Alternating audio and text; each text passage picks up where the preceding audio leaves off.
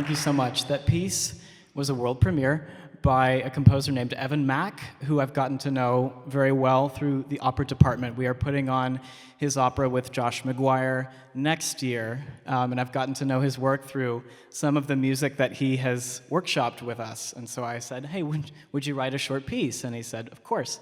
And this piece is called Flicks and Faints. And I read that and I asked him, oh, what do you mean by flicks and faints? And he said, well, I just had these sort of flickering ideas and these sort of fragments, and I wanted to put them under the microscope and see sort of what they could do. So that's why the opening is so quiet and sparse, and we see the development of those ideas. So it was a piece by Evan Mack, and I want to thank you all for coming to my senior recital here at Lawrence, whether you're here in person or you're watching online. I have two pieces remaining in this set, one by Steve Reich and the next by Michael Tilson Thomas. And actually, these two are still alive and great sort of supporters of each other's work, particularly in their early career. This first piece is called Two Pianos, which is also very, very new. And I'm playing the piece, obviously not with two pianos. You can see there's just one on stage. But I'll be playing against a pre-recording of myself playing the same piano in the same space. So it'll be the illusion of two pianos and this sort of double vision that I'm going for. The piece is fairly open, and you'll hear a phrase start in the first piano, and it will be repeated later, almost echoed by the second piano, me, live. And you'll hear sort of these two lines and harmonies and where they meet and where they sort of come apart and meet again. It's really, really neat music. And then the last piece in this set is by Michael Tilson Thomas, and it's a piece called You Come Here Often, which is such a neat title. We don't get fun titles in piano music. We get to finally have You Come Here Often, which is so vibrant. I'll read a bit of what he has to say about this music. He was living in New York, and, quote, I was working on a theater piece contrasting the lives of uptown and downtown people and the unpredictable ways in which their lives might intersect. So one scene in this show took place around a downtown loft private club on a Saturday night. Bits of music could be heard from the street as you approached, and as you passed the front door and snaked your way upstairs, it got louder and louder until you were sort of enveloped in this throng. And in the scene, two people with some history run into each other. And to their surprise, they have something left to say, but during the gaps in the music, they try to get some words in until the cacophony kind of comes in and covers it all up. And it's this back and forth. Almost it could be staged. So it's this back and forth, and the cacophony eventually just sort of takes over and wins the end of the piece. So here is Two Pianos by Steve Reich, and You Come Here Often by Michael Tilson Thomas. Thank you.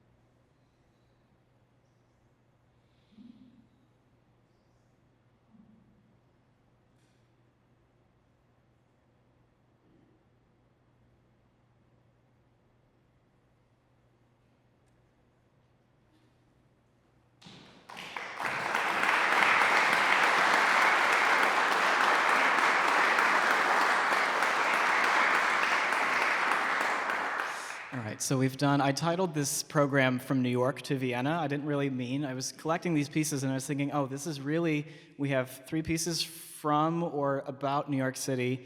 We have music that was written in Paris, and then we have music written that was in Vienna. So we're sort of going back in time and also over the Atlantic. So at this point, we are 100 years in the past in Paris during the First World War. And this is when Debussy was writing some of the last music he wrote before he died. These are 2 of the Etudes he wrote in 1915 or so.